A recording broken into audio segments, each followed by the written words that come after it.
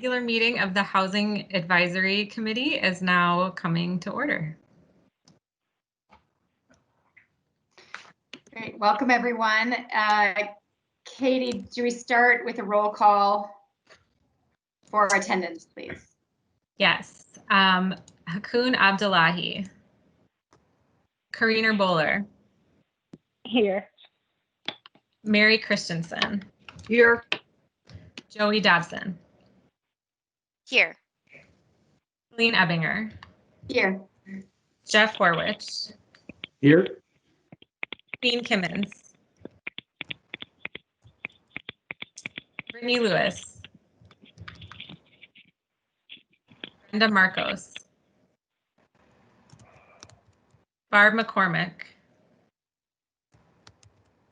David McGee. Here. Damaris Mello.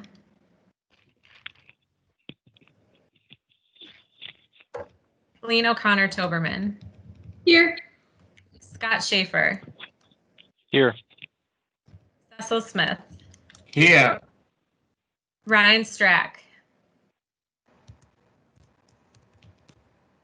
Rose Tang. Here. Shanae Turner Smith. Present. Annie Wells. Here.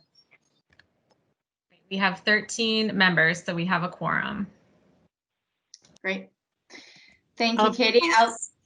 Who is 8259? Are they a member? They just joined by phone.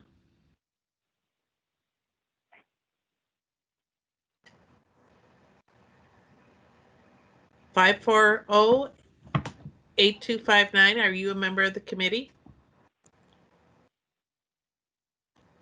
And press *7, right, to unmute yourself. All right, I think not. They're not. Nobody on the phone is muted right now, so I think we can move on. All right, I'll entertain a motion to adopt the agenda. So moved. This is Cecil. Seconded. This is Scott. Great. Katie, could you take the vote, please? Yep. All right. Hakoon Abdullahi. Karina Bowler. Yes. Mary Christensen. Yes. Joey Dobson. Yes. Colleen Ebbinger. Yes. Jeff Horwich. Yes. Queen Kimmons. Queen join. Brittany Lewis. Brenda Marcos. Barb McCormick. David McGee. Yes. Damaris Mello. Colleen O'Connor Toberman. Yes. Scott Schaefer. Yes. Cecil Smith. Yes. Ryan Strack. Rose Tang. Yes. Shanae Turner Smith.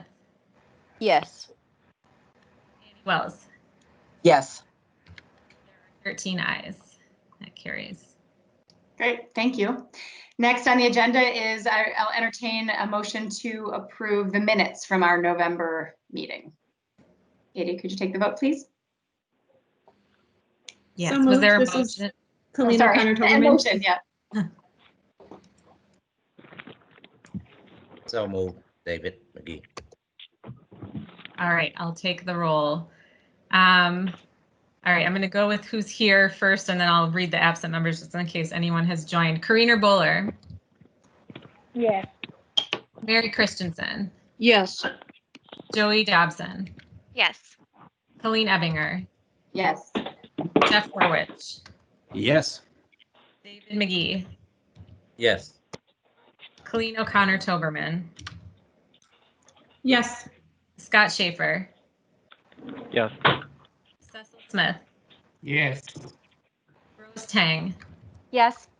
Shanae Turner Smith. Yes. Annie Wells. Yes. Hakoon Abdullahi. Queen Kimmons. Brittany Lewis. Brenda Marcos. Barb McCormick? Damaris Mello? Okay, there are 13 ayes. All right, thank you.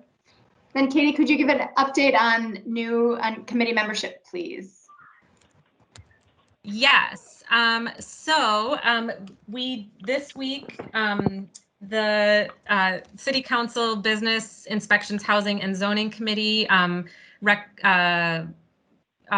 recommended moving forward to the full council committee, the committee membership for 2021 and 2022. And so there are 12 members on this current committee who did reapply and were recommended for another term on the committee. And then there were 2 vacancies that we've had for a while now that were filled. The vacancies were on the organization that works to advance equity in housing outcomes, and also for a representative of an emergency shelter. And then there will be 9 total new members, 2 filling those vacancies, and then 7 for the remaining spots. I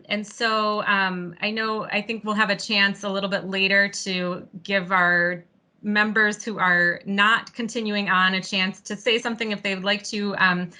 I can share a couple of other things. We have, Ryan Strack was the Minneapolis Public Schools representative. There will be a new representative for Minneapolis Public Schools, Charlotte Kinsley.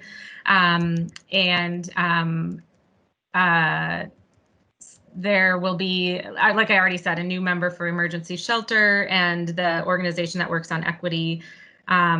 So there is a link in the agenda to the report that went to council, so you can see everybody's name and a little bit of information about all of the new, all of you who are returning and the new committee members.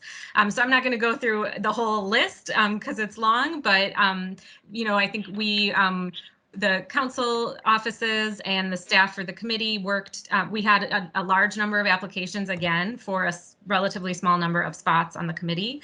And so we worked to make sure that we had representation from people who have different experiences, different backgrounds, and who are from different parts of the city as well, so that we're somewhat geographically dispersed in terms of where people live in the city and the perspectives they're bringing to the committee. So we're excited that there was a strong group from our current committee who are interested in continuing to serve. And so I think it'll be nice to have the continuation and also some new voices on the committee.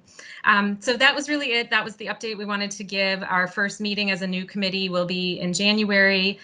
They are 2-year terms, and for the new committee members will have to do some of the things you all did back in early 2019, which was the oath and the ethics training. But all of that, to the best of my knowledge, is good for 4 years. And so for returning committee members, you will not. I know that's certainly true for the ethics training, and I'm pretty sure that is the case for the oath as well. So you won't have to do that again this time around. Happy to take any questions if there are any. And Kelly, Lisa, Robin Garwood from Councilmember Gordon's office, and Andrea Inouye from the mayor's office. We're all part of the process, and we're all on the call, so any of us could take questions if you have them. But that's kind of the summary, and you can link to the agenda and the report to see more details. But happy to take any questions if there are any. Great, thank you, Katie. Are there any questions about the membership for moving into 2021? I can't believe it's already December 10th. And I'll just state. Hello? Yep, is somebody saying hello? Yes, can you hear me? Yes, who's speaking? Brother Charles. Okay, great. Nice to have you here at our committee. The next portion of our agenda is the public comment period.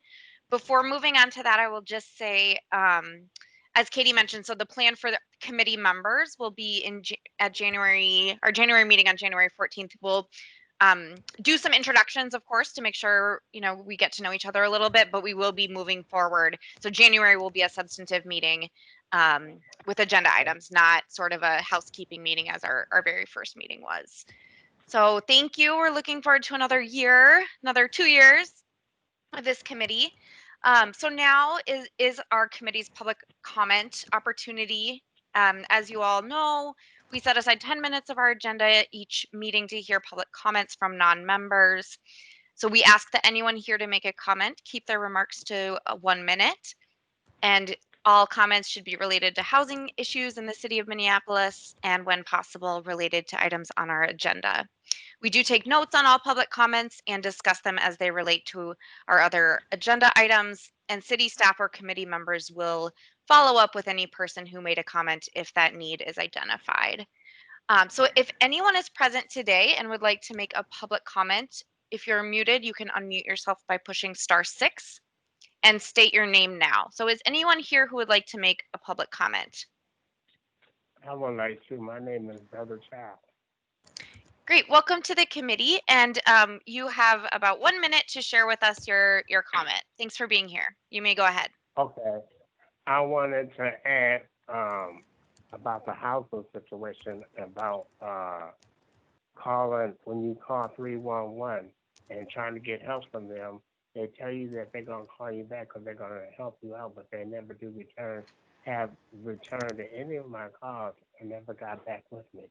And I want to thank Karina Boulder. She has helped me in a great way towards that my housing situation, and she helped me get some things done because I didn't have no heat, and my heat was below 65 last year. And finally, I got some heat in here, but the windows are not insulated, but it's better than nothing towards that. She helped me get the heat, and I want to thank her so much. And also about people that live in the building, also work in the building, that lives in a building and then working in the building under the HUD personal information for other tenants that is on HUD or public housing. That information shouldn't be whereas that tenant that works there should not even be there around that kind of information. So I was just wondering to get some feedback on those two things, or how can I get information on that? Or Thank you. If I need help. Great, thank you for sharing your comments. And maybe specific, sounded like you mentioned a concern about not getting in touch with 311. I don't know if Kelly, you want to respond to that now, or if you want to make plans to connect maybe offline about that. Yeah, I think I could just say that 311 should be calling you back if you call and make a complaint and you need to follow up on that complaint. They should call you back or give you some tracking information. So I didn't get your first name. I don't know. Okay. And so if you want to let me know what your phone number is, I can call you back, or if there's a better way to reach you. Your number. What's your number? I can see the number you're calling in from, so I can take it down. And Or then if- Kelly, you or I could follow up. Because I was just wondering about, the housing situation. Or if you want to give me a call, I can give you my telephone number. Yeah, well, what's your number? My number is I'm going to give you my work number is 612-673-3506. 612-673-3506.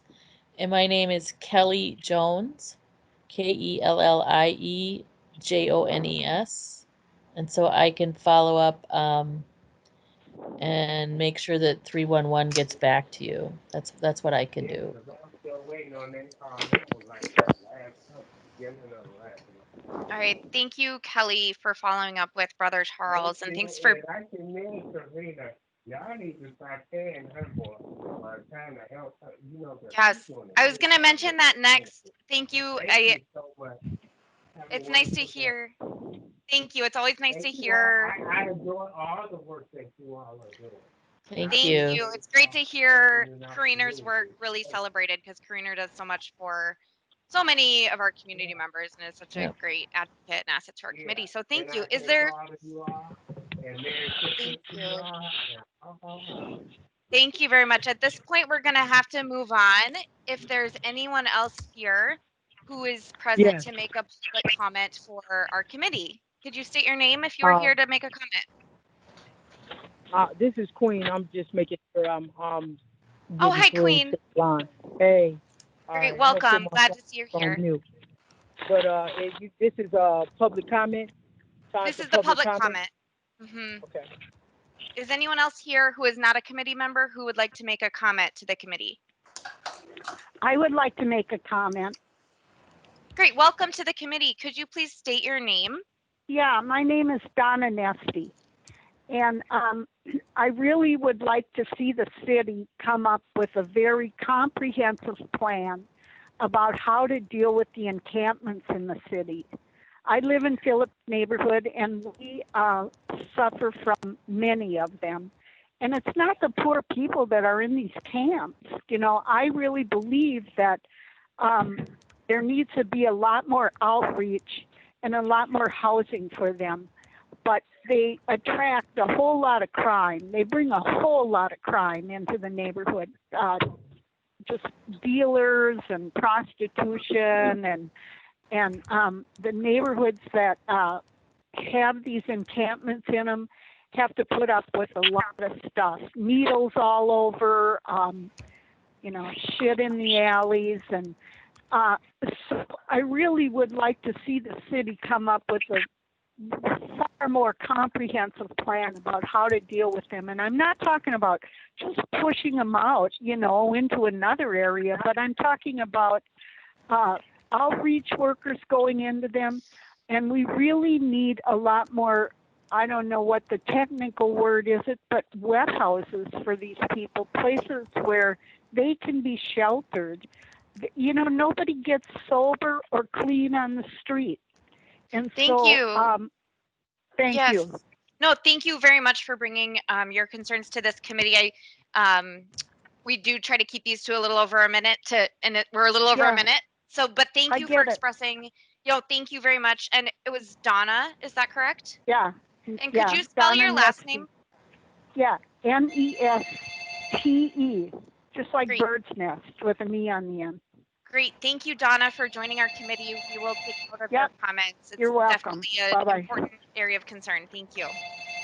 Is there anyone else who is present today who is not a committee member who would like to make a public comment?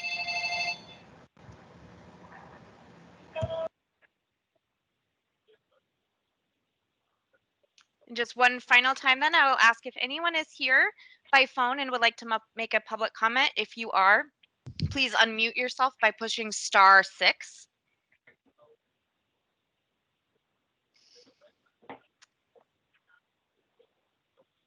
Okay, hearing none, I think we will at this time close the public comment period for today's meeting.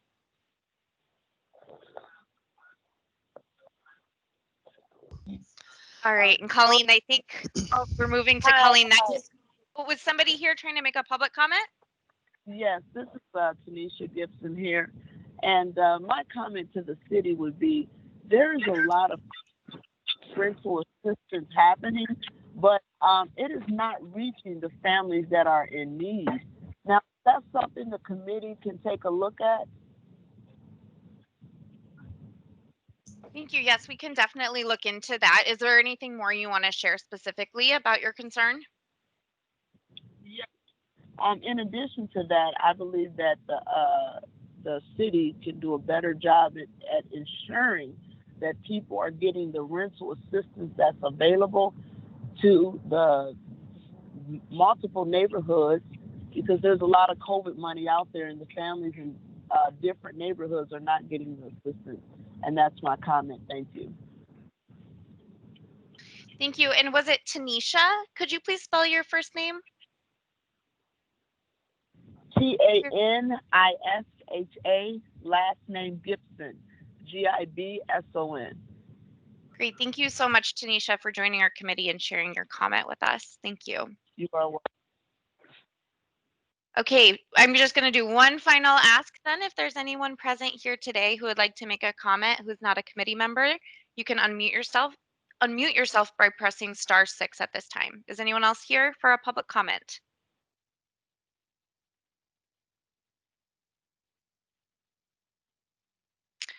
Okay, I think we will now move on to our next agenda item. Great. Thanks, Joy. So in November, we spent some time going over a variety of different home ownership programs. David shared about Build Wealth's work. Hello? Yes? I was planning to make a comment, but you couldn't hear me. Should we do one last one? Sure. I think welcome to Yeah, this committee. Could you please state your name, and we'll just ask you to state your name and then keep your comment to a minute. Welcome. What is your name? Mina? Rena? Amina. Amina? Yeah. Okay, what is your comment you would like to share with the committee?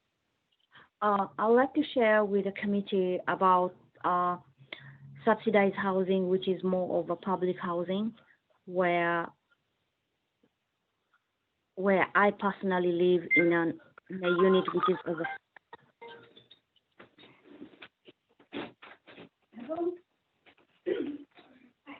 Can you hear me? Yes, you can continue. We can hear you, Amina. Okay. I live in a unit which is overcrowded, and I have been looking for more of a child family oriented place, and I've been waiting for it for the last, maybe 10 years and above. And since I'm a truthful person, it seemed like nobody is giving me that option, or there's always an excuse why I should not get that opportunity. And the other thing I want to talk about is what the earlier comment person said about rental assistance. And maybe it's something where somebody like me, I need it. I haven't paid for a few months my rent. I lost my job and I'm behind on my rent. And I did request for assistance, and I'm still waiting to see what will happen. So.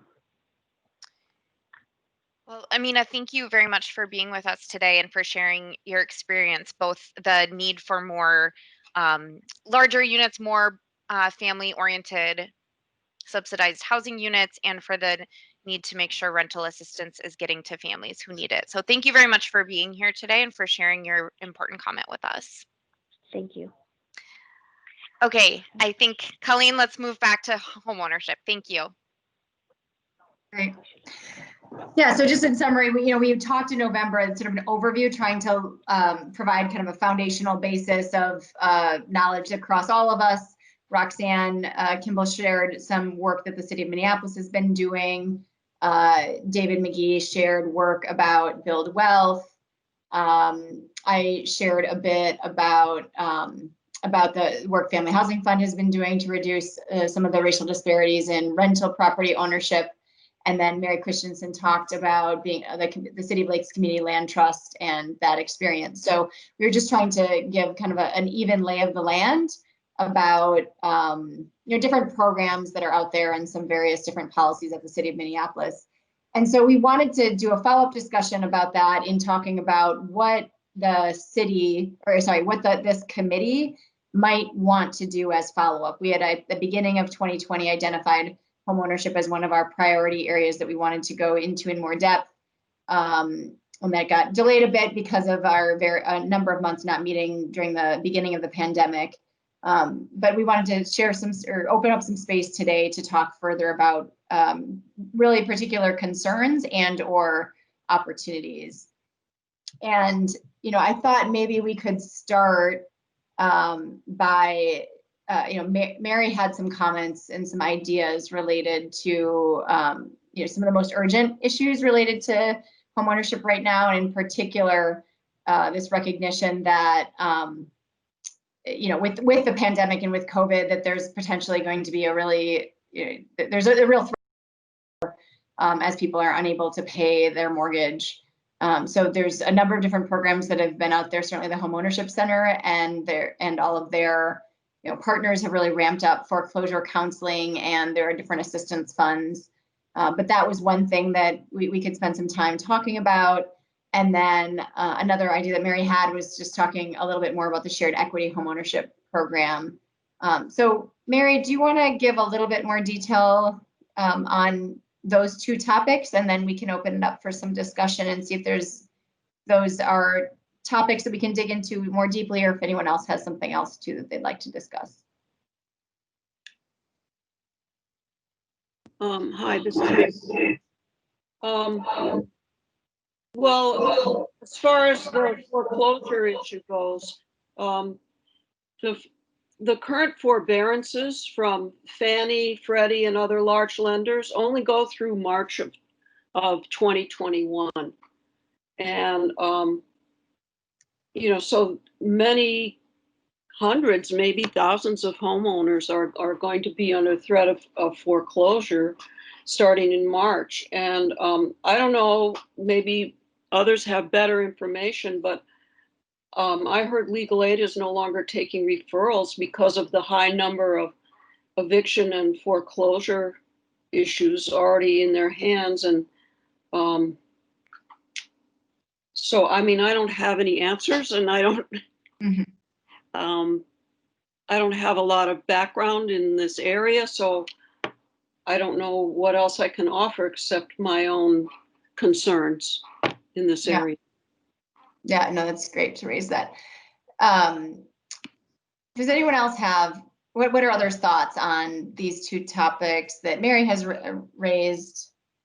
Do you want to comment on those, or if there's anything else specific to homeownership that we should discuss as follow-on to last month's discussion?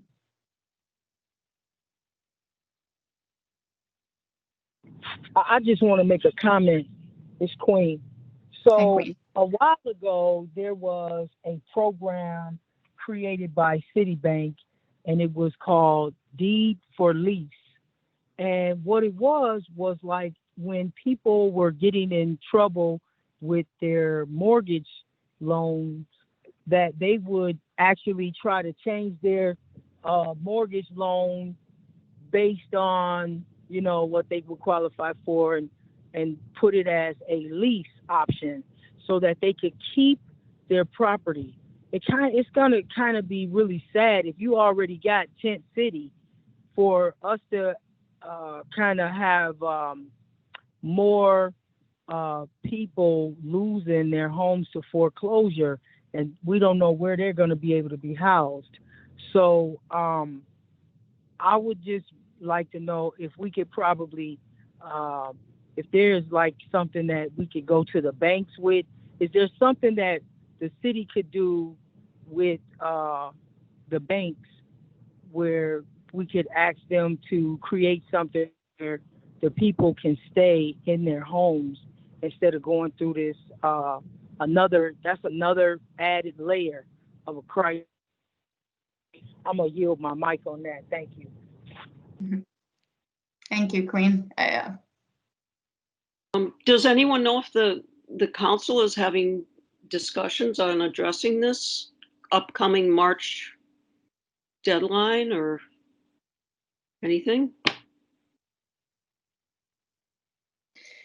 Oh, go ahead, Colleen. Otherwise, I can comment. I don't know specifically the councils. I think my sense is I think everyone's sort of waiting to see if the federal government acts with more, COVID and pandemic relief at the federal level, which then could provide the support needed to stay in homes. I think it's much harder to do this at the local level and even the state for that matter. But Katie, go ahead if there's anything more beyond that at the local level.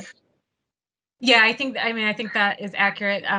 What I will say is that the city has received some federal COVID response money through the Community Development Block Grant Program. And so we did provide some funding to the Minnesota Homeownership Center to help kind of try to I don't know what the word is, but kind of bring back up the network reinvigorate. Thank you. The network of homeownership counselors that was had been really built up during the foreclosure crisis and in the aftermath of that. And so that is just one specific thing, but I think there is certainly a recognition that that, you know, obviously there's been a lot of discussion about concerns about renters and risk of eviction and needing emergency rental assistance, but I think there's recognition that there is a need for homeowners as well. The state's emergency housing assistance was open to homeowners as well as renters. And the city and the county are currently thinking about whether we are likely to make some additional emergency housing assistance available with some of the remaining COVID dollars that we have. And we're currently kind of talking about what that would look like.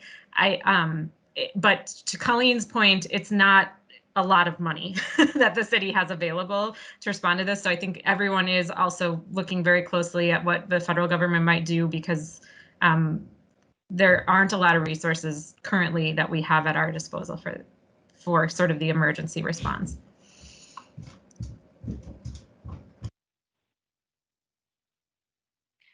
And if I can just chime in too, from a legal aid perspective, since I know you mentioned that, Mary, you hearing that legal aid is not taking homeownership referrals right now on mortgage issues. And I was just, while we were just discussing, I was chatting with our homeownership expert. So I don't work with homeowners. I work with pretty exclusively with our landlord tenant, with renters.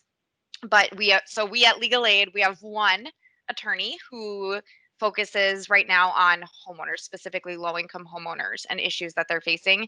And you're correct, Mary, that right now we are not accepting referrals for the simple reason that she is overwhelmed right now and she is at over capacity. That is likely to be the case through the end of the year, like through the end of December. So currently during that time period, we are sending folks to the Minnesota Homeownership Center, just like Katie said. What my colleague Brittany McCormick was just sharing with me is that generally the questions that people are asking right now, while the forbearance is in play, are ones that those counselors are a good fit for. Is what kind of mortgage do I have? Does the forbearance apply to me? What's the timeline? But from a legal aid perspective, the plan right now is that we will reopen kind of intake for those cases for our representation starting in the new year, starting in January. Again, lots of things to be determined with what the federal government does and everything, but from a legal support standpoint, that is our homeownership representation plan, is that we will be reopening in January. So thank you for bringing that up. I'm happy to talk more offline about legal aid capacity too. Thank you. I have a comment. This is Karina. So with all of the, the stuff that's going on right now and people, being housed and potentially possibly an eviction, I looked online just the other day and there was like 74 foreclosure houses in our community, in our ward. I went as far as like to Uptown and it was nothing but foreclosures. And so I think I stated the last time, pushing people to purchase homes right now, I think is like crazy because people are losing their jobs. One thing that's been coming to my attention is property owners are offering tenants cash for keys. And I know that program, I had reached out to you too, Joey. I know that program is somehow related to foreclosure, but it's also something that they can offer potentially over income if their property is, tax credit. But I don't know that to be true. But I just know that some tenants are now being offered cash for keys in their residence where they live, and they are getting blindsided by it, don't understand it. So, but a lot of foreclosures are happening. Condo buildings, houses, all in our ward are up for foreclosure. Like I said, I went as far as Uptown. It was 74 foreclosed properties. And again, like Queen said, where would these people go? What's the plan? Like, is there any solid plan for people to be housed? paycheck protection, housing protection. Where is the leadership for those protections to keep us housed in our home? So I'm done. Thank you. Karina, this is Scott. It sounds like you're saying that you'd rather prioritize, keeping people in their foreclosure than, initiatives that kind of bring new people into home ownership. Is that what you're saying? I mean, we can keep people in home ownership. We can keep whoever we want, but at the end of the day, under this pandemic, people don't have the money to pay the bills. Mm-hmm. So I'm all for whatever it makes sense. If it makes sense and families are housed and business are thriving and people are doing what they need to do to stay housed and jobs and all that, I'm all for it, but not at the expense when, jobs are being lost because of the wages and they don't have the money to pay their employees and families don't have food to eat on their table. It's the holidays right now. Some people don't have money to provide presents for their children, let alone they have to pay a mortgage, utilities, taxes, put food on the table, toys under the tree.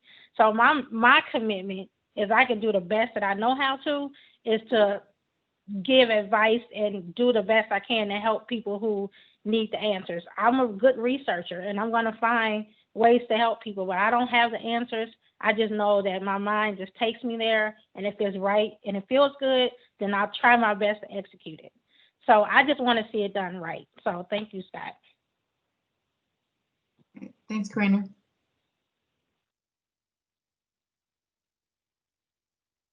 Thoughts, David? Do you have any? Given you have so much experience in this area, what is there something that you think that the committee should be focusing on related to homeownership, whether that's preserving current homeownership or advancing more? I still think it's an important objective to try to get people into homeownership that are able. Everybody's not out of a job, and we've got there's a two front. We got to work on people that are homeless and people that are can't find affordable rental opportunities, as well as those that are in a position to own homes. If I could have my way, we'd all own homes, because that's the greatest way, and has always been the greatest way to get wealth for a family, period, throughout since the beginning of time. And so to discount putting energy in that area would just be a travesty to me and all kinds of communities. I'll go that way. I am concerned about what's going to happen with the foreclosure crisis, as well as this March mandate that's going to come to a head. I just think this committee has to keep an eye on disparities. Minneapolis has to be in the top 5 worst disparities in home ownership in the nation. And so that's got to be something that is on the top of our list. And any other housing committee or any other housing advocacy group, that has to be on the top of our list if we're in the city of Minneapolis, because there was a time where we were the worst, and then we were second worst in the country. So I think we always got to keep that in the front of our minds as we start seeing all of these things that are going on. What is that going to do? We already had the worst disparities. So if we run into a situation where people are losing jobs, losing homes, going into foreclosure, now what is that going to do to that gap? And so keeping an eye on that and finding remedies and pathways to keep closing that gap would be in our best interest. And whether it be housing development, subsidies, small homes, all the different types of affordable home ownership strategies that we already are talking about last week. I think it's critical that this committee stays abreast of all that and engages in opportunities when they exist. Mm-hmm. Yeah.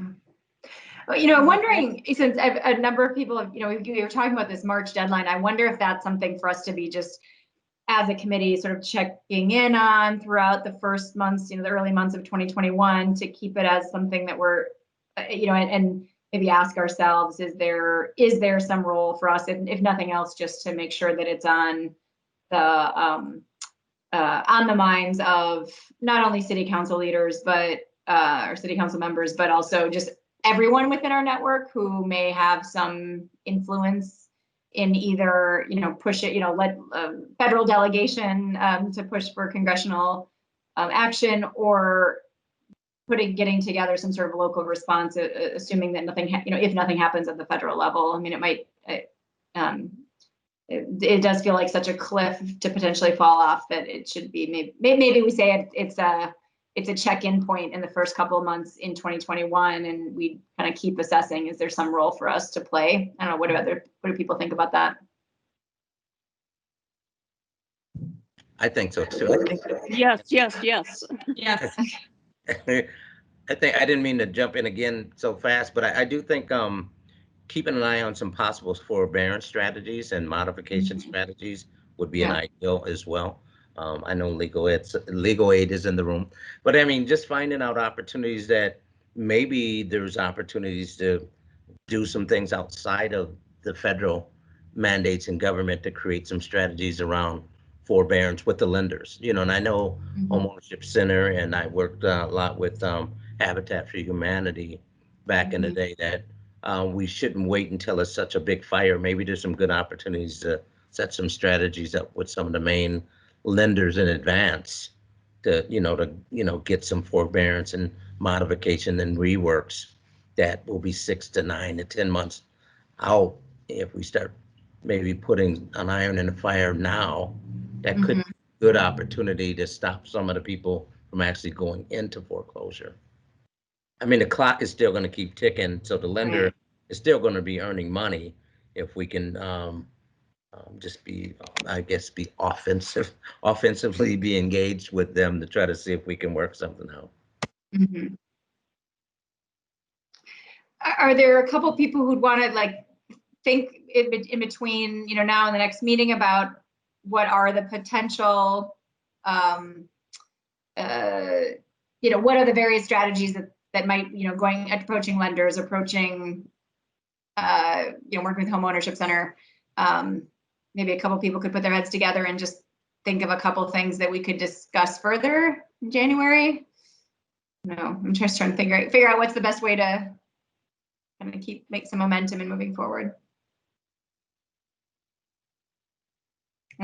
David, Colleen, and Mary were excited about this. Maybe. Oh, you're on mute, David. Yeah, I'd be interested in on a small committee to talk about possible strategies to present and engage with Julie and the Homeownership Center. That wouldn't be a bad idea. Okay. And maybe this is Joey, something we can be thinking and watching as the state legislative session rolls out. I mean, obviously we're a city advisory committee, but the city also has advocates who lobby at the legislative level, of course. And so I think, as the state legislature is considering, all kinds of different things for responding to all the kind of the complicated crises we're finding ourselves in as a community, as that could be something as things related to homeownership and foreclosures and HOA rules and things like that, as those things percolate potentially in the legislature, just thinking, what tools do we have in our toolbox as a committee? We advise the city, but one of those might be advising, making comment on the city's legislative agenda and where they put resources because of, like David said, the dire disparities we face here in the city of Minneapolis. So I just want to, put a bug in for that strategy of indirect advocacy, but, advocating for certain things to be prioritized for city advocates at the Capitol. Yeah, it's great.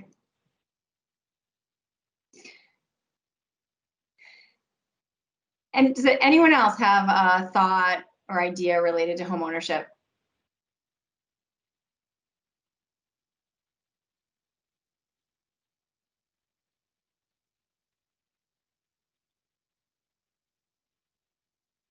All right. Well, I think that sounds, it sounds like we've got something that we can kind of keep moving forward to, and that seems like a really practical way to keep our, our thumb on the pulse. So that sounds good. So I think without hearing more, I will move us on to the next agenda item, which is Joey starting to talk through committee recommendations.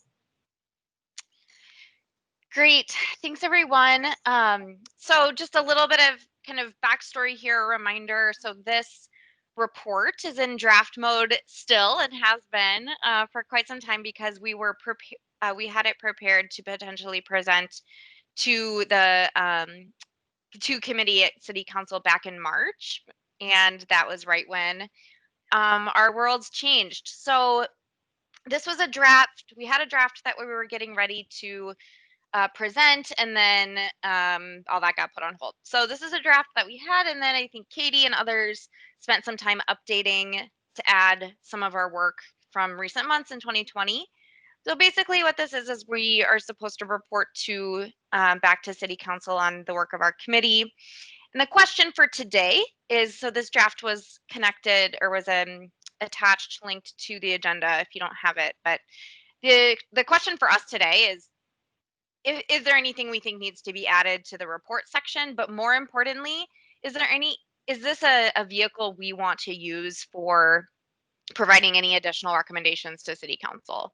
We successfully, I think, came together and voted and submitted a pretty robust comment on the budget. And I know we talked about this a little at our last meeting. You know, if there were recommendations that weren't directly tied to the budget, that this would be a place where those could go. So this is just sort of an open floor discussion. Do we want to include any sort of recommendations for the City Council as we look forward to 2021 of what we want them to be prioritizing? The format of this report, I don't believe is mandatory, you know, is set in stone or anything. So it's not absolutely necessary that we make recommendations. It's just an opportunity for us to do so. So open floor for anyone who has thoughts on policy or, you know, other types of recommendations you might like to see in this report. I mean, I would just say, building on like discussion we just wrapped up, at least, you know, tracking the March foreclosure, you know, the forbearance and protections deadline, something along those lines.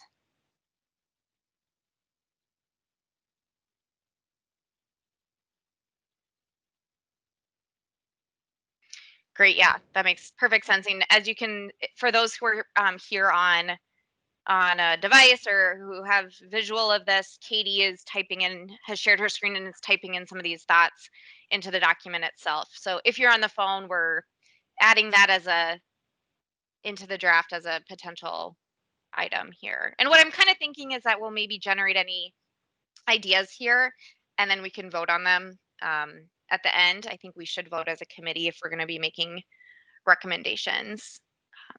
So great. Any others you folks would want to add?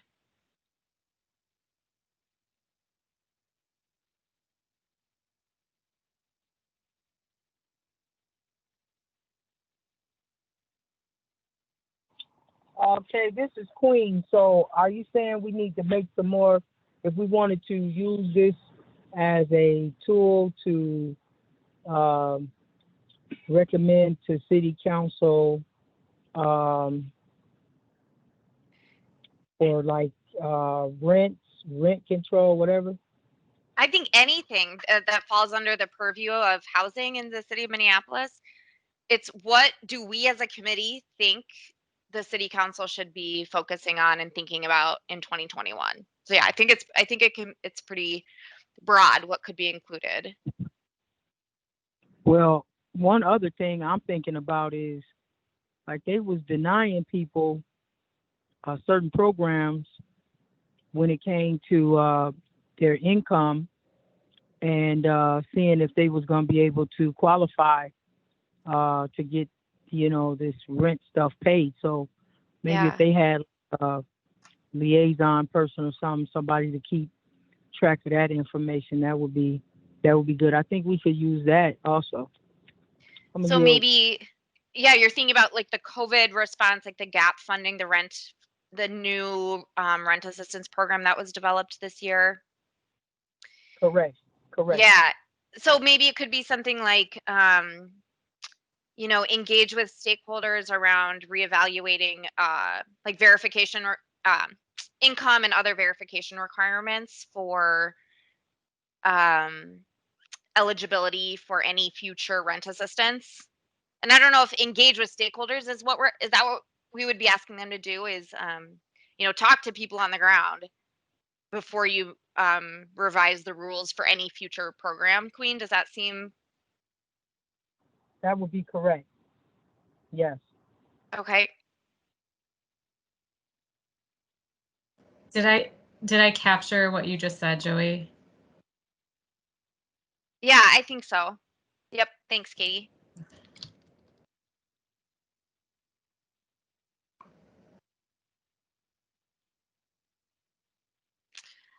I mean, I would suggest, really prioritize the eviction prevention strategies. I know we'll get an update later in today's meeting about the report that Katie and staff made regarding right to counsel and other eviction prevention opportunities that the city has, but I would just put in a plug for recommending that be a top priority for 2021.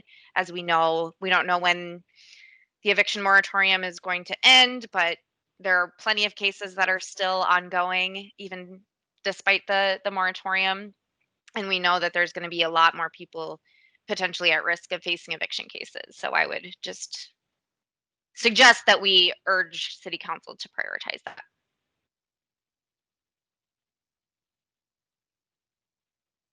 Other suggestions for recommendations?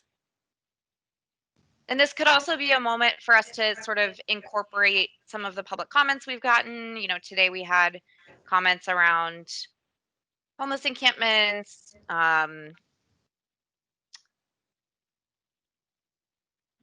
rental assistance. So I think we're addressing that. Yeah, other thoughts? Joey, I just wanted to piggyback off of Queen. To the rental assistance program, I spoke to Katie about this before. There were people who did qualify for, didn't qualify, but who filled out to get the rental assistance, and they got denied because they was on some sort of subsidy. So the subsidy could have been public housing, subsidized housing, and I think they couldn't receive certain public assistance. So I don't know how accurate that is, but that's some of the things that I've heard.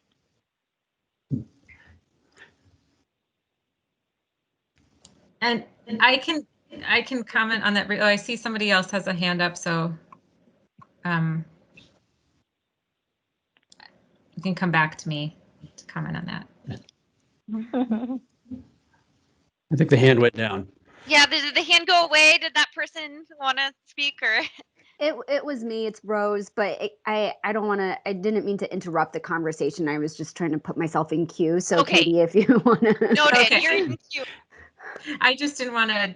Yeah, it's your discussion, so I don't want to take over. But I just wanted to respond to what Karina said. We had talked about that before, and a number of the programs that is accurate that people who were receiving housing subsidies were not eligible for some of the emergency rental assistance programs.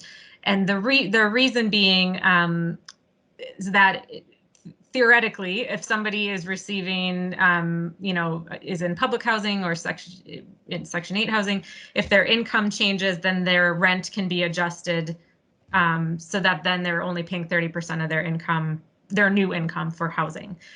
However, that being said, I think the reality is that those adjustments don't happen automatically. People have to notify their property owner. The property owner has to know that they need to do that. And so there are a lot of reasons that maybe wouldn't have happened for someone. And so I know that when the state was doing their program, that was something where I think they did end up making some adjustments to try to address that issue, at least if they were aware that the adjustment hadn't been made or something like that. And I can tell you that as I mentioned early on in this meeting, the city and county are currently talking to see if we can make some additional assistance available. And that is one of the things we'll be talking about as well, is how can we maybe address that issue. So I appreciate you raising it, Karina, because I think it's an important point to make about these programs. Yeah, thank you. And this is Jeff. I can just vouch, I can't speak for other cities or other housing authorities, but that we have been as aggressive as we possibly can be to make sure that people know how to do that. And yeah, someone with Section 8 does not need to mess around with their property owner. They just need to contact the housing authority. And so we've recognized from the get-go that that was an extremely important tool. And the way that we're able to provide a level of stability for people in our programs that is not available to people in the private market in other situations. So Katie's right. That was the logic by which those programs were limited to people who were not already receiving that sort of income-based public subsidy. But interesting to see what comes next. Yeah, thanks, Jeff. And this is Joey. I would just add too, I think that's right that there clearly is that mechanism, even if, you know, it sounds like I know MPHA sounds like has made efforts to make that really clear. I will just say maybe the comment could also be, I think it's important to just for the city or whoever's administering these programs to think about the situation a little more holistically. Like, yes, somebody's formal income might be able to be adjusted and will be adjusted if there's a subsidy. However, some of those indirect forms of support and, you know, income or help that folks get are also impacted that don't get reflected in a rent recalculation. For example, grandma used to come over and help with childcare, but grandma can't do that anymore because of COVID. Or, you know, there are just other ways that I think the widespread pandemic has made people's lives harder that aren't all reflected in their official income drop. If that makes sense. Well, that's true. I also think it's something in general that I think we have to, I like us to keep in mind. We have to respect the limited resources available to policymakers, to the city council and the mayor as they propose, let's say, as much as they can. But the city does not have endless resources for things. And so when they need to make a public policy choice, about how to prioritize the limited amount of money they're making available. Anyway, we're going down a little bit of a different track here, I suppose, but they want to make sure that the people who don't have that, they don't have that lever at all, like their rent stays what it is, no matter what their income is, that they do not miss out on that opportunity because they really need it first and foremost. I was going to suggest a bullet, and this is rather general. I'll switch gears here, but just to add to the list, I think we need to continue to focus on how the city uses its budget and its bonding capacity as well to create and preserve deeply affordable housing. And we all know where I work. Obviously, I have an interest in that issue and follow it closely, but they're recognizing that resources are not endless. The city has power and it has used it effectively in ways like stable homes, stable schools, and also to partner with MPHA on some big projects. And we think that is demonstrates what we can do together. And this committee and all the great passion it brings to this mission, I think, is really a valuable place to help keep the heat applied and the focus on that potential. Great, thanks, Jeff. And maybe we could consider, on that note, as a committee incorporating the comment that we got from a member of the public today about, in addition to deeply affordable, which this committee has brought up multiple times, but with also maybe a family, larger bedroom units kind of coupled with that deeply affordable. I want to respect that I put Rose in the queue and maybe move to Rose next. Oh, sure. I don't know if it's appropriate for this because I'm not sure if this is limited to things that we discussed in 2020, but I just saw that that at the end of the meeting today, we're going to have the opportunity to listen to the presentation from CNHED and Twin Cities LISC about opportunity to purchase, and just that will be, I think that will be an important issue for housing in 2021, and something, having had the opportunity to hear this presentation already, I just think it's a really interesting and exciting opportunity policy opportunity, I guess, that could have a big impact on preventing displacement and preservation of existing affordable unsubsidized housing. So just interested in having a conversation about that beyond probably just, listening to the presentation. So. Absolutely. Yes, that's great. And today's agenda, you're right, is just I shouldn't say just, it is the presentation piece, knowing that since there isn't an ordinance, any ordinance that does crop up, it is very likely, I can almost guarantee that this committee will have an opportunity to actually engage with any policy proposals that get put forward. And Katie, did you get that one? Yeah, so I guess I'm not, is there like a specific, I'm not quite sure how to word that for this report. Is the recommendation that the city continue to work on development of the policy, or? Like explore and understand, or what do you? Yeah, Rose, I what think, do you think? I think all of those would work for me personally, in terms of, exploring and understanding, supporting the city in developing, actively developing a policy. I mean, and we don't need to put it on here. Like I said, if you all think that there will be opportunities for the committee to kind of weigh in on this in a different format, I would be happy with that, and it wouldn't need to necessarily be on the recommendation list here. Just Oh, sorry. I think we will have an opportunity. I do not think that means it shouldn't be on here, because this is another way of just stating what we think the city's priorities should be. And I don't know if Robin, if you're on the line, I think you're on the line, but if you have any thoughts about what in this recommendation section would be most helpful to Councilmember Gordon and the rest of the council, feel free to, of course, chime in if there's anything you think would be helpful.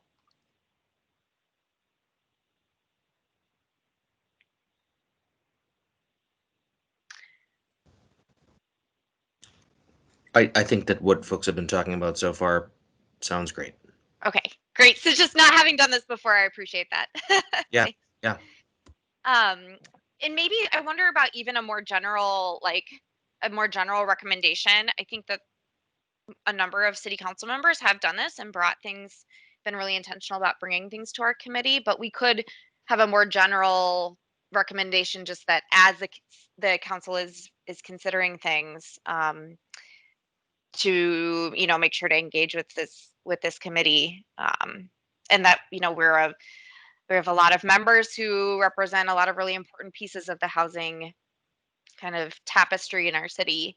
So I know, like, for example, Scott and Brenda have been really involved in the single room occupancy conversations. I'm sure others would be willing to step in to work on other specific projects or policy development.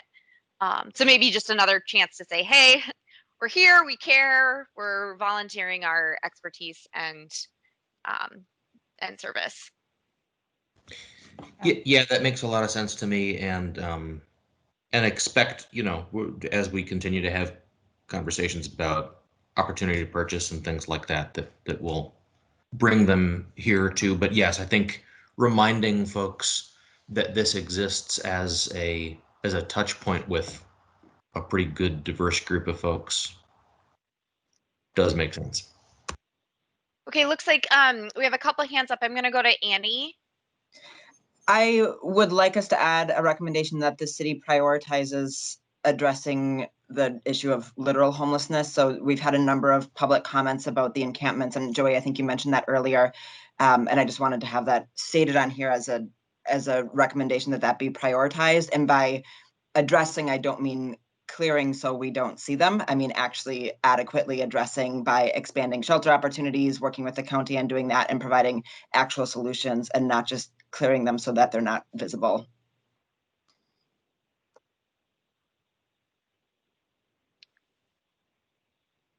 Great. So Yes, with services and supports or something, maybe that's in terms of language, maybe there's something. Oh yeah, you've got, okay. You've got some. you see David has his hand up too, Yep. just Joey. Okay, great. Yep, David. Thanks, Yeah, Annie.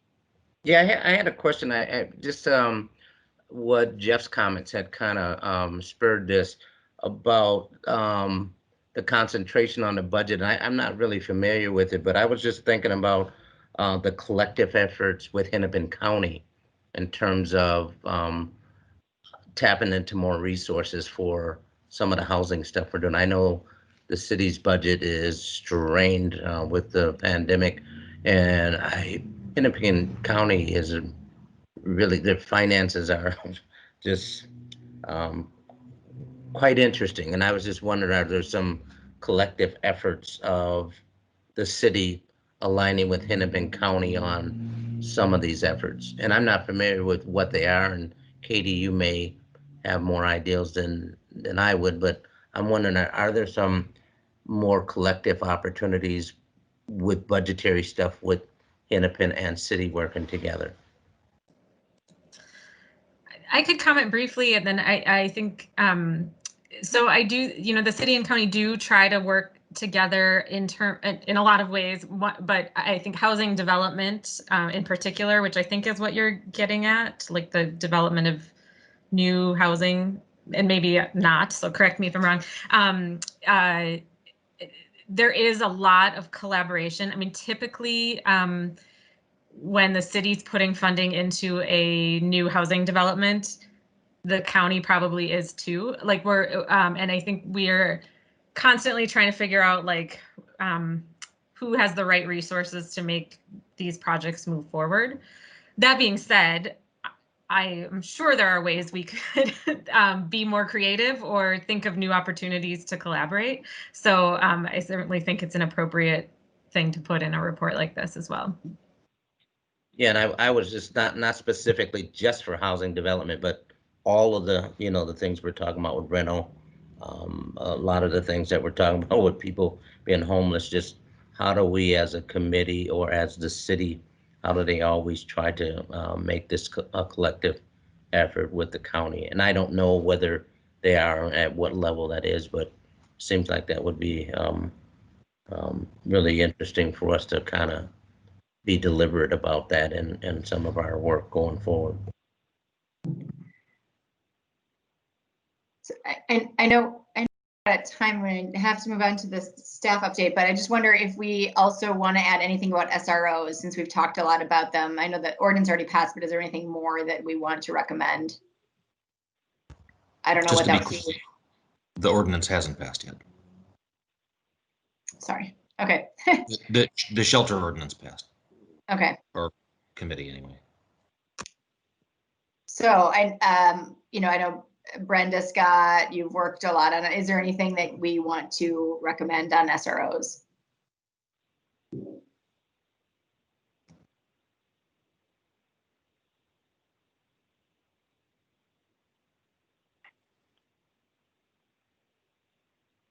Honestly, I'd have to think about it for a little bit.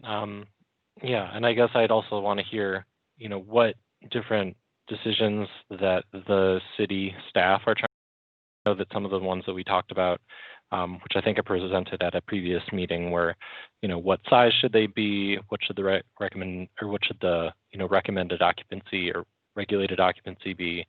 And my personal, instinct is to just kind of throw open the gates and say, listen, we have a real big problem here, and we should, let kind of, as many of these solutions come up as we can, and then, if there are problems down the line, then we can regulate them. But, just take a really robust approach to allowing as many SROs, as many different kinds, as many different parts of the city as possible. So maybe this just fits under the, as council is considering new housing policies, engage us in the specifics, like that. And it kind of maybe fits too in the, addressing homelessness by expanding housing solutions. Okay. Robin, I see your hands up. Yeah, I was just going to say, I don't think it could hurt for you all to explicitly mention it. I think mentioning it in the homelessness context is, that's the way that we're all thinking about it. So I think that makes some sense. Sure. So thank you. In the interest of time, I think we want to kind of wrap this up. Is there anything at final? So what I'm suggesting we do here is we vote, and if at all possible, if we can, you know, agree on this slate as a whole and do one vote, I think that would be great in the interest of time. But is there anything else that is really missing here before we take that step and take a vote on these?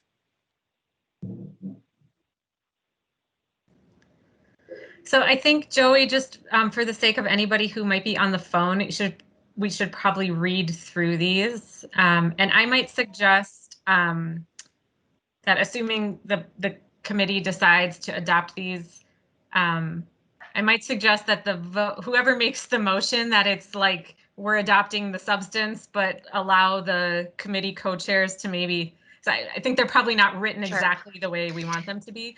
So like, make some stylistic or grammatical changes. Okay, well, maybe at this point then I will move that the committee adopt the following 1, 2, 3, 4, 5, 6,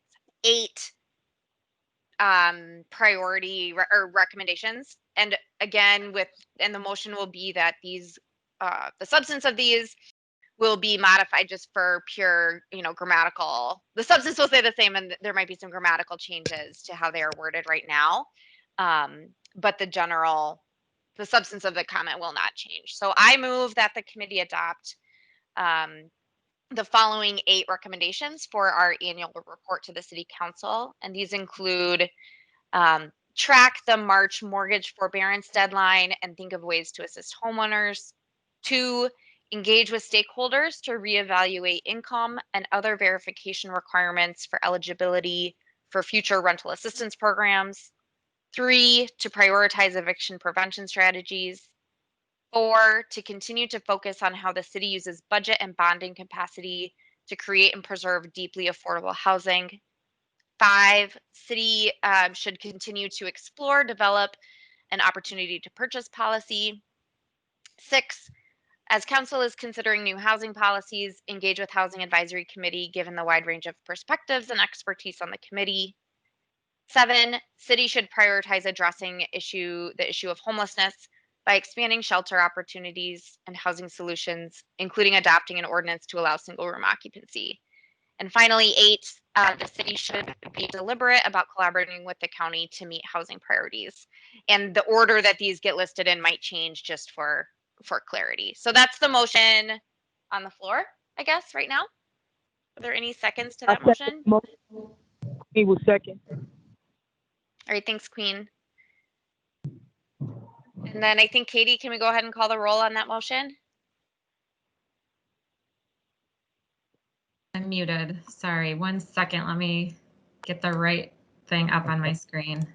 I have my hand raised. Oh, so sorry, Cecil. Too many things at once. Go ahead. Sure. So,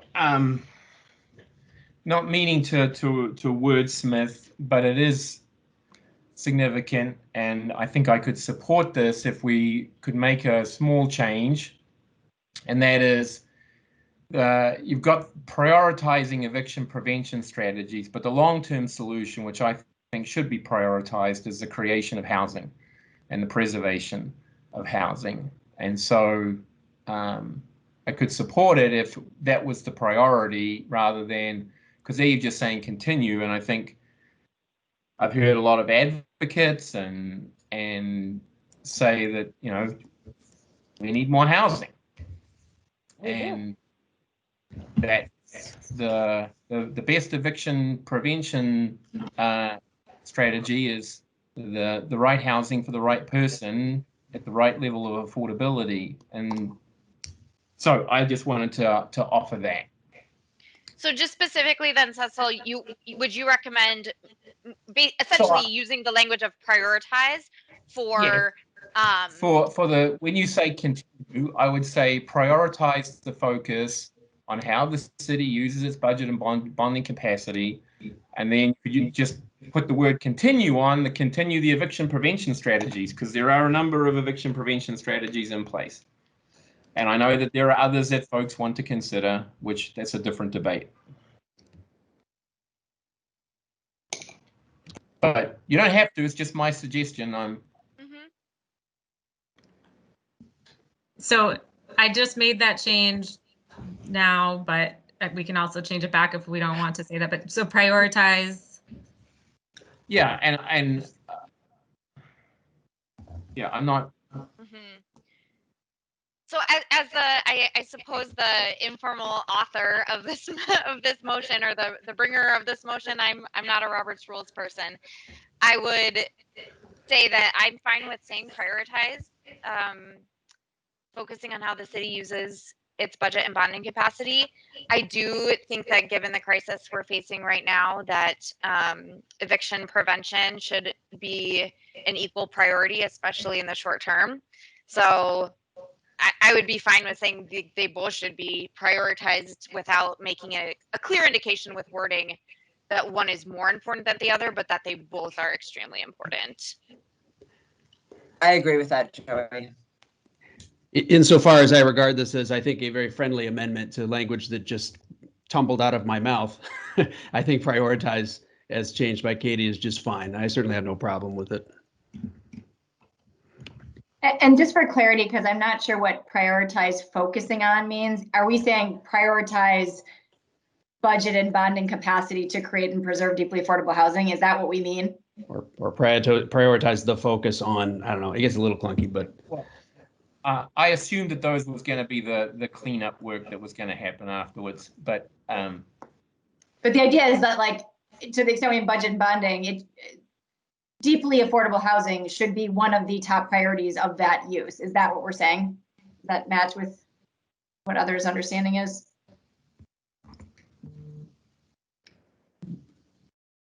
I think that makes sense. So it could just go ahead and delete this, focusing on how city uses. So it just says prioritize budget and bonding capacity to create and preserve deeply affordable housing. Works for me. Joey, can I just say something really quickly, please? Sure. Yes. Yes. Okay. Go ahead, Karina. So I'm working with Save Homes, and in Maryland, landlords are evicting people under this pandemic when they are not supposed to. So they're not protected, and they're reaching out. Some of them are private market homes.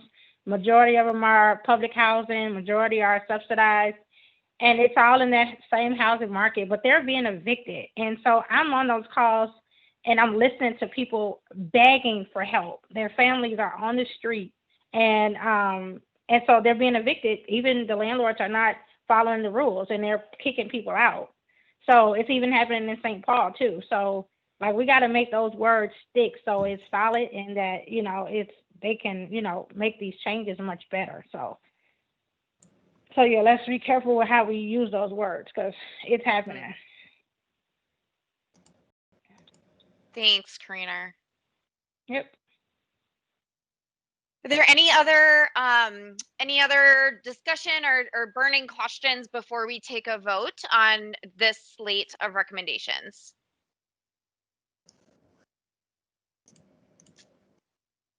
Okay, Katie, do you feel like I should read them again, or do you think we're okay to move forward with the roll call? I think we can move forward. Okay, then Katie, if you wouldn't mind. Well, I'm not sure we had a second. Did we have a second? I think, Queen seconded. Never mind. Yeah. Okay, if you could go ahead and call the roll then. Thank you. Okay, Karina Bowler. Yes. Mary Christensen. Yes. Joey Dobson. Yes. Colleen Ebbinger. Yes. Jeff Horwich. Yes. Queen Kimmons. Yes. David McGee. Yes. Colleen left. Scott Schaefer. Yes. Cecil Smith. Stating. Ryan Strack. Did Ryan join? I don't think so. Rose Tang. Yes. Shanae Turner Smith.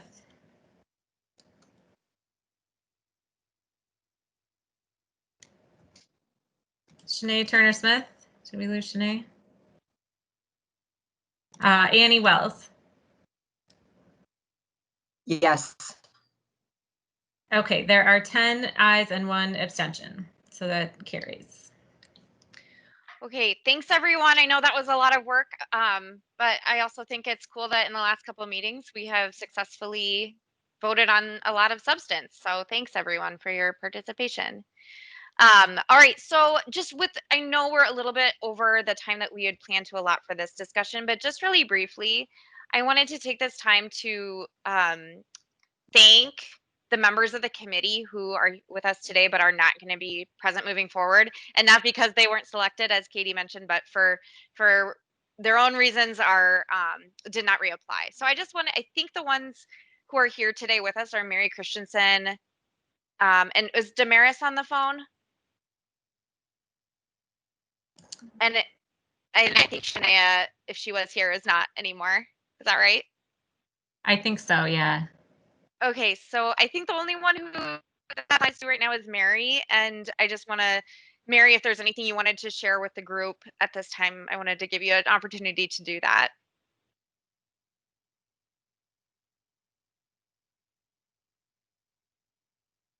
You're on mute, Mary. Yeah, there we go. Sure, I guess I would just like to remind the committee that in general, home ownership is less expensive on a monthly basis than rental housing. And so I would urge the committee to promote home ownership for lower income people, because rental housing is a trap and home ownership is the way to get ahead. Thank you so much, and thank you for your leadership and involvement, your extremely active involvement with this committee in that conversation around home ownership. So thank you, Mary, for your service on this committee. You've been a huge asset. I know I learned a lot about the land trust from you, so thank you.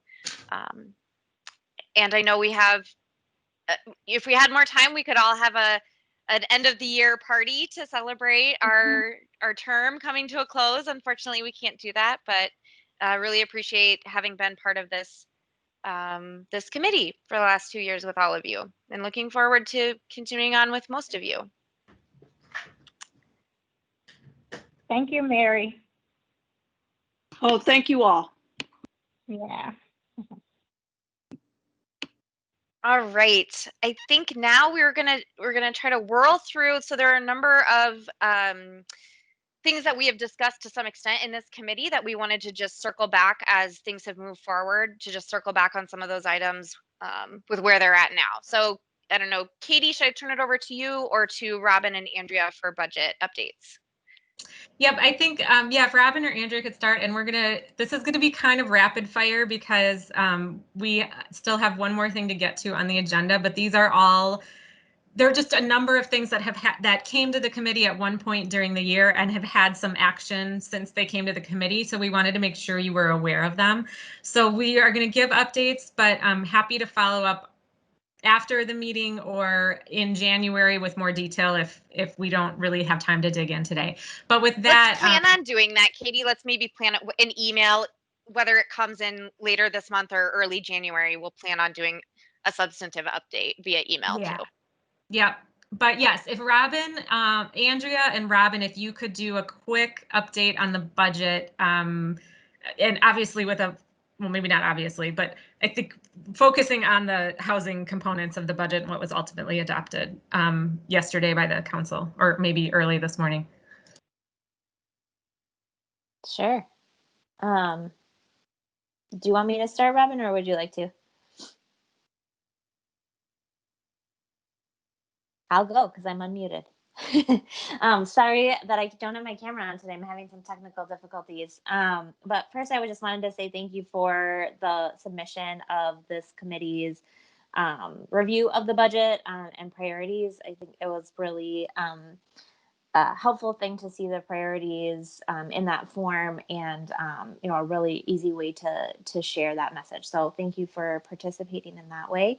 As Katie mentioned last night, the City Council passed the 2021 budget, and it will now be going to the mayor's desk for signing, which we expect to happen in the next few days. On the housing front, the package that was originally presented that you all discussed in this committee remained in the final version. So that's about $24 million of investment in affordable housing, which includes the $7.2 million ongoing, which is something that a lot of folks on this committee and other places have been advocating for, is ongoing funding for a long time.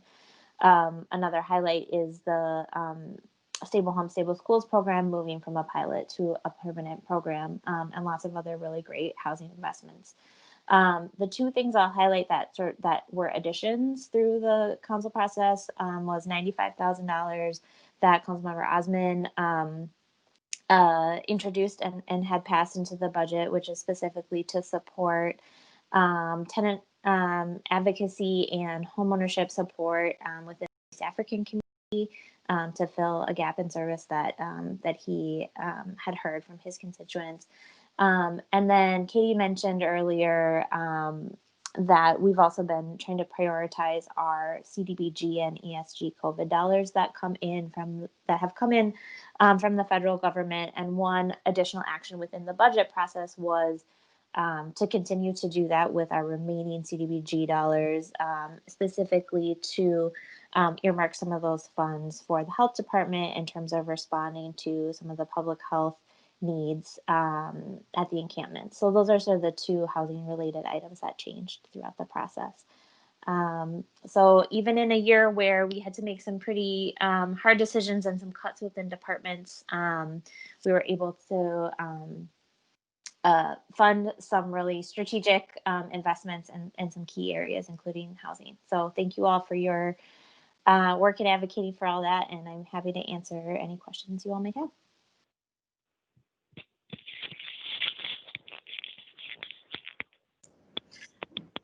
Robin, Andrea, I'm sorry, Andrea, I don't know if you mentioned, did you mention the relocation assistance seed money? I can't. You know what? I didn't. If you could, well, I'll just add that. That'd be great. I forgot briefly to add say that. Yeah, so it's something I've actually been working with Joey on quite a bit, is to try to, last year the city passed a relocation benefit ordinance, which means that if the city takes an action that results in the owner losing their license or taking away their privilege to rent, the ordinance says the landlord's supposed to pay relocation assistance, but in the practicality, without a sort of a resource, that was going to be difficult. But the city included $100,000 in a revolving pool of money so that we could pay housing relocation assistance in the event of the property needs to be vacated due to a regulatory action. So I was happy about that.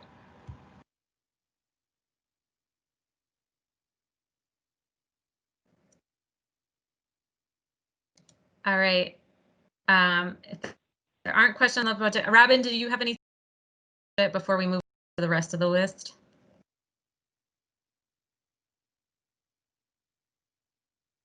All right, I'm gonna take that as a no. Katie, could I add just one quick adjacent update?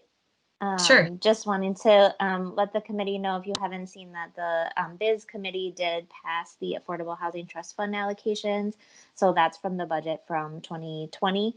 And so they passed those allocations, which is 10 projects, over $14.5 million that were announced to go into projects throughout the city. And the trust fund funds units at 50 and 30% of AMI. So the 950 units include some other units within the project, but that funding goes specifically towards 50 and 30% AMI units. So that'll be going for at this city council. That's a culmination of a lot of work from staff over the year and the investments that we made in the last few budgets for the increase in affordable housing trust fund financing. Yes, thank you, Andrea. It's big. It's always a big announcement. Okay, I'm going to try to move through the rest of these fairly quickly. And like I said, I can send a more detailed written update too. But so on just touching on some homelessness response updates, this week on Monday, a new shelter did open, Homeward Bound. It's owned and operated by American Indian Community Development Corporation. And it is 50 new beds, specifically focused on serving people who are unsheltered from our Native American community. So very exciting that that opened. We know there are already a lot of people staying there, and we also have additional shelters that will be opening later in the month. There will be 20 new women's shelter beds later this month available, and then there's a lot of work being done to try to get the Avivo Villages project online before the end of the year as well. And a lot of staff at the city working through kind of the zoning and regulatory issues, but also a lot of work being done to just get all the funding together as well. So just wanted to give those quick updates that we have some additional shelter capacity now, and there's more coming later in the month. As Joey mentioned earlier, we gave a report to council earlier this month.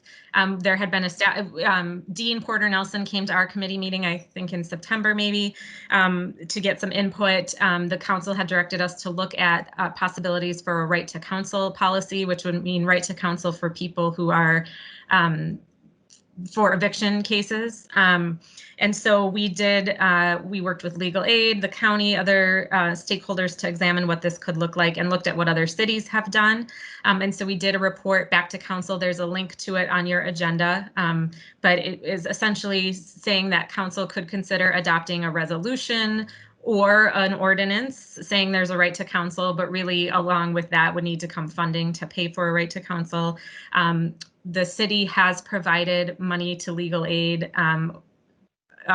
for eviction prevention legal services and increased our contract a little bit using some of the COVID response dollars because we are expecting an increase in need because of COVID. And so the other recommendation to the council was that they would really need to look at ramping up funding, particularly starting in 2022, to find more funding to fund a right to counsel policy as well. So sorry that I'm just flying through these, but I'm going to keep going here. The state legislative agenda is another thing that Joey mentioned. So every process where there's a team of staff from across the city enterprise who meet with our government relations team and make recommendations for things that should be included on the city's state legislative agenda. And these recommendations are things that come from people's work with community and other partners, things that we've identified as needs. So in the housing area, we did add a few new statements this year. A couple were that the city should support at the state level a just cause eviction policy, and then a pay or quit notice, which essentially meaning you extend the time period that somebody's notified of an eviction filing to when the filing actually takes place. We also added a statement about needing more support for state and regional response to unsheltered homelessness, recognizing that there needs to be a collaborative response from all levels of government to be able to respond to the homelessness crisis that we have. And so just really wanting to be explicit about that we recognize that need. There, of course, is already collaboration happening, but there needs to be more beyond that is basically what the gist of the statement is. And then lastly, on the legislative agenda, right now, the city is limited in how long affordability periods can be for affordable housing. We're by state law, we're limited to no more than 30 years of affordability. We would like to be able to require longer than that. And so we are suggesting a legislative change that would just allow cities to set their own affordability periods. And this was something that the governor supported last year, and so we're hopeful maybe it can get some movement, but that's something that we added to our legislative agenda. And then the community preference policy, this committee received a presentation on that from Erica Coleman over the summer. And we never circled back to share that it was adopted by the council. This committee submitted a comment on it as well in support of it. So that was adopted by the council in October. It currently applies to our homeownership the Minneapolis Homes programs. And this is where people residing in certain geographies or who were displaced from certain geographies have preference for city homeownership programs. We will be working to also have this apply to our rental programs. And starting to work on that now. So we will be back to the committee to get some guidance on the rental side for a community preference policy. But it was adopted by the council and currently applies to our homeownership programs. And then SRO ordinance was on the list here as well, but I think we kind of already covered that in our last update. That work is still underway, and we will have more updates likely early next year. So I know that was a lot in a pretty short amount of time, and we have one more presentation to get to. That's also a lot of information. So happy to pause and take any questions, but really wanted to make sure you all just had those updates.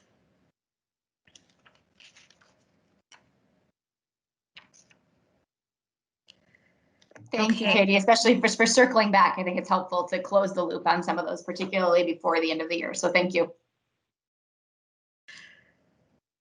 Okay, so I think we can move to our last agenda item. So this, and Gretchen Nichols from Twin Cities LISC is here, and she and I are going to cover this together. So this has already come up earlier in our meeting today, but over the last year, the city had engaged. So in 2019, council members Fletcher and Schrader, correct me if I'm wrong, Robin, I think those were the two that did the subject matter introduction for a right of first refusal or opportunity to purchase policy. After that, there was a study session where city staff and some nonprofit staff from Washington, D.C. came and presented to our city council on the Washington, D.C. Tenant Opportunity to Purchase Act. And then after that, the city did engage with consultants to help explore opportunity to purchase policy options for the city of Minneapolis. And so our consultants were the Coalition for Nonprofit Housing and Economic Development out of Washington, D.C. And Scott Bruton, unfortunately, ended up having a scheduling conflict, so couldn't be here this afternoon, but then they were also partnered with Twin Cities LISC, and Gretchen Nichols from Twin Cities LISC is here. And so they engaged with a number of stakeholders to talk about different potential opportunity to purchase policy options and have prepared a report for the city. They presented to council in November. And so we just wanted to give sort of the highlights of that report to this committee. And before we dive into that, I just kind of want to frame this as a couple things. This is a very complicated policy, and obviously we can't do it justice in 18 minutes here. But the purpose of bringing it to this committee today is just to give an update on kind of here's the report that was given to council. Here are the policy options that city council members are sort of will be able to consider. And as Joey and Robin already mentioned, as this moves forward, this next year, this committee will have the opportunity to really dig in more on this and give and provide input. So really the reason we wanted to bring it today is just because it went to council in November, wanting to just give you a chance to get introduced to it and get a sense for the policy options. So I'm going to share the PowerPoint, and we're not going through this whole thing, but we will go through some of it. And this is linked on the agenda for anybody who's on the phone. I'm not really sure what's happening with my screen here. Here we go. Can everyone see the slides? Not yet. Oh. I can't anyway. Katie, I'm on the phone, but I can see it. I can, yeah. I got It it. says can't display content on mine. It says can't display content on mine too. Okay, I'm gonna try to stop. Weird. Let me try again.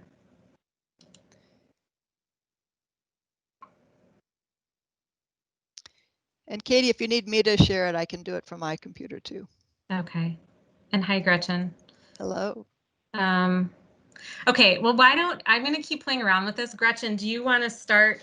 Gretchen was going to, so I'm happy to have Gretchen Nichols here from Twin Cities LISC, and she was going to talk a little bit more about the process that went into informing the policy options. So Gretchen, why don't you start, and I'll try to get this to work. Can you see it now? I can see it, and I couldn't before. Okay. So I'm just going to roll through the slides, Katie, if that's okay. And yep. Okay. So hello, everyone. I'm Gretchen Nichols from LISC Twin Cities. It's been an honor to work with the city on this project. This is a really interesting policy strategy that we are trying to gather all of the knowledge and information from other communities across the country that have explored and participated in this policy option. So we look forward to the further discussion. I wanted to just quickly acknowledge that the process was very iterative. We worked with a staff work group that helped us frame the conversation and identify what really was of interest and information that was needed. We interviewed stakeholders, gathered a lot of data from other models across the country, and came back to the stakeholders around some focus groups to explore those options. And then worked to define some other background information such as financing sources, market trends, existing players in the ecosystem that could support this type of policy in the community, and then crafted some options for the city of Minneapolis to consider, went back and did another loop of stakeholder reviews, and then presented that information to the BIZ committee.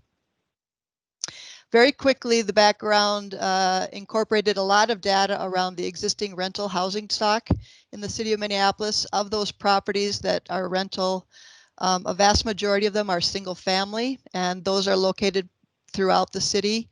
Then the next portion is around 2 to 4 units. The larger units of 5 units and above are concentrated more in the downtown university areas, but this is just a depiction of the numbers of properties. We also monitored how many rental property sales happen year by year in the city. This doesn't have the single family because when a single family property is sold, it isn't usually known if it was used as a rental or an ownership property at the point of sale. So it just documents over time kind of to see an averaging of properties and then average sales. We also tried to assess the impact of 1031 exchange in terms of how many properties utilize that tax abatement tool, and just so we had that information as well.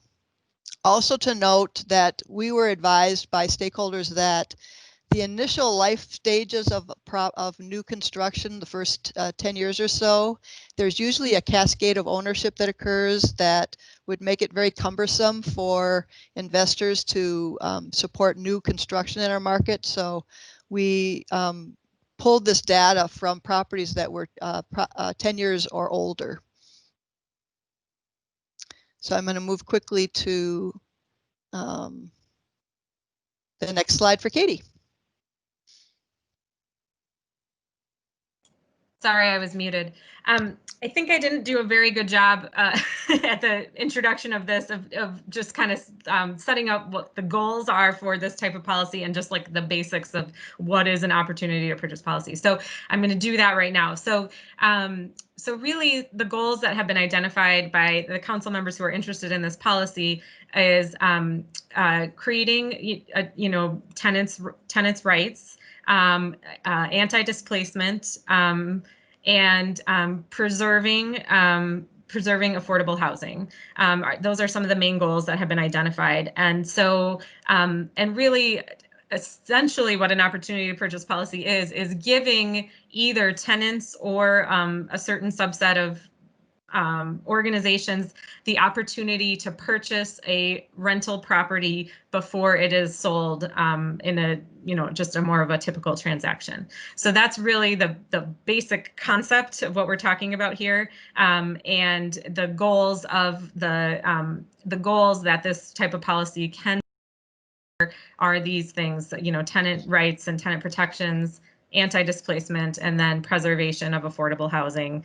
And I think an important thing to note is that the policy options I'm going to quickly go through here sort of meet those goals to varying degrees. And so what the consultants have brought forward are some different options for policymakers to consider and to think about, how do they want to best meet some of these goals that they're trying to meet through these policy options. So the way these options are, there are 3 options that the consultants have put together.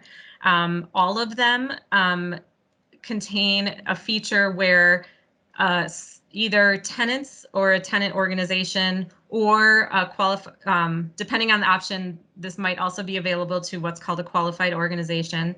Under all 3 of these options, there is a process through which one of these buyers who has these rights under the policy could first make a right of first offer. So if a property owner was going to sell their property, they would have to go to whoever has the rights under the policy, and that will be determined by the different policy options.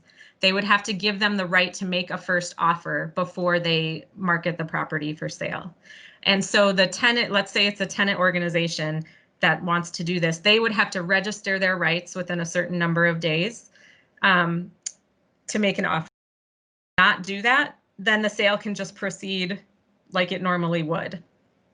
If they did do that, then there are additional steps that would have to happen. So then there would be, there's time laid out in the policy for negotiation periods and getting financing and things like that. So, so the 3 policies that the consultant have put together, you can see this slide sort of lays out the objectives. So Gretchen, could you go to the next slide? I'm just going to go quickly through each policy option. So the first one is really focused on tenants' rights, but then also preventing displacement. And this policy is most similar to the Washington, D.C. tenant opportunity to purchase policy. Under this policy, a tenant or a tenant organization may exercise their rights to purchase the building. The tenants can choose if they want to exercise their rights themselves, if they want to assign them to somebody else, and they can assign them to whoever they wanted. Under this policy option, there's not a requirement to affordability restrictions on the property after it's sold. So if the tenants assign their rights to a third-party developer, that developer would not be required to maintain the affordability of the property. The way the policy is designed, it's more giving the tenants the ability to kind of negotiate the terms of the purchase. And then for all of these policies, the consultants have recommended that the city provide funding for technical assistance to tenant organizations or community-based nonprofits to help tenants understand how they could exercise their rights and to go through the purchase process. And this chart just it outlines how the policy would work. So it's a flow chart. So you can see kind of what I described on the right. So the owner would be required to notify tenants and the city of their intent to sell.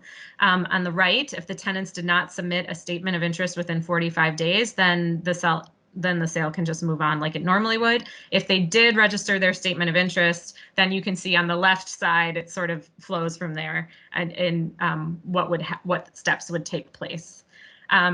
All right, let's move to the next one because I want to be cognizant of time here. This one, this policy option is sort of blends both tenants' rights and trying to prevent displacement with tenant protections and preservation of affordable housing. So under this policy, a tenant organization or a qualified organization could exercise the right to purchase. So what that means is under that first period of time where an owner notifies the tenants that they're going to sell, there would also be a list of qualified organizations that the city maintains, that those organizations would also be notified of the sale, and they could also register their right to purchase. The tenants would sort of have first crack at that, but if they chose not to, a qualified organization would also have the right to exercise the right to purchase under this version of the policy. And then beyond that, it's kind of similar to the first option, but tenants could only assign their rights to a qualified organization and not just to anyone under this version of the policy. And that's aimed at addressing some concerns from Washington, D.C. that has this policy where people were selling their rights, perhaps kind of talked into selling their rights for maybe not a lot of money and then just displaced in the end anyway. So this is sort of designed at trying to address that concern. And then under this policy, under this policy option, the consultants have suggested that if a qualified organization purchases a property using the opportunity to purchase, that they would be required to abide by certain tenant protections like just cause eviction. And then again, recommending that the city provide funding for technical assistance for this policy. Okay, let's keep moving, Gretchen. And this is, again, just the chart that outlines how the policy would work. And then the third option that the consultants have put together for the city's consideration is focused on really the preservation of affordable housing and preventing displacement. And under this option, only qualified organizations that have met certain criteria would be allowed to exercise rights. This option is similar to one that was adopted by San Francisco a couple of years ago. And so it's kind of like the city working with qualified developers or other organizations could acquire properties and preserve the affordability.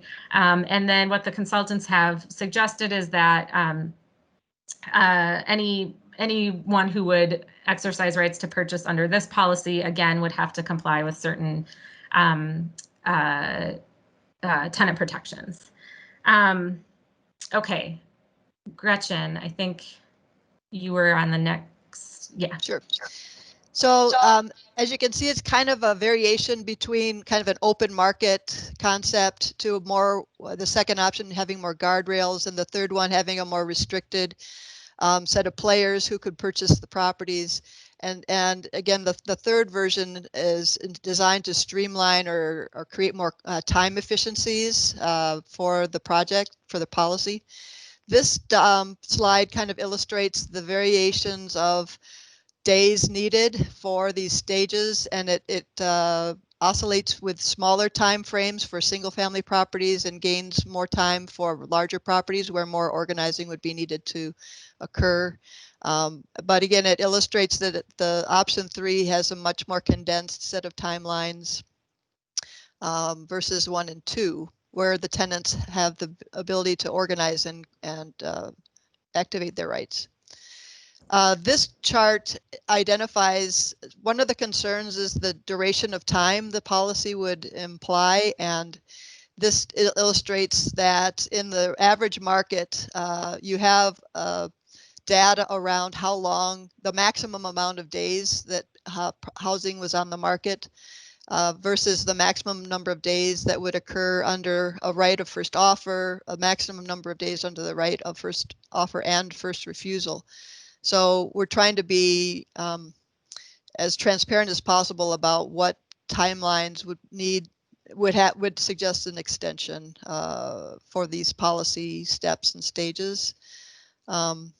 So I know this is a real lot to absorb, and there's no way you're really going to get the full gist of it. Also, to just make note that there's a variety of exceptions that were identified for properties that probably aren't a good fit for opportunity to purchase, largely around the single family properties where sole residence, versus a corporate owner. And when there's bankruptcy, foreclosure, or tax sales, some of these elements are identified in other policies across the country where these are exceptions.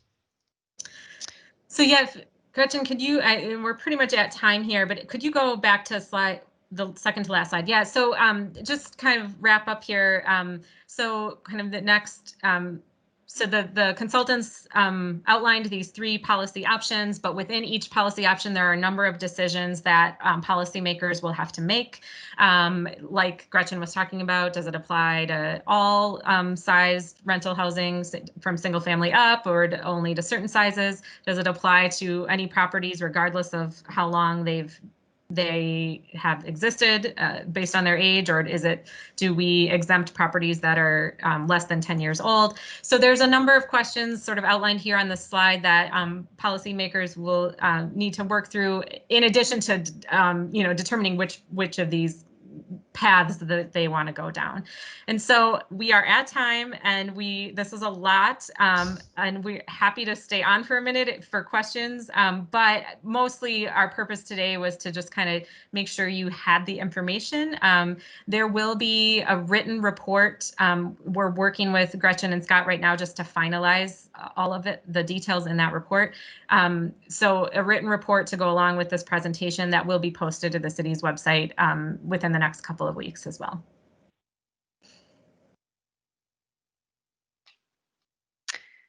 Wow, getting through all of that in time, that was impressive, Gretchen and Katie. Thank you. Thank you.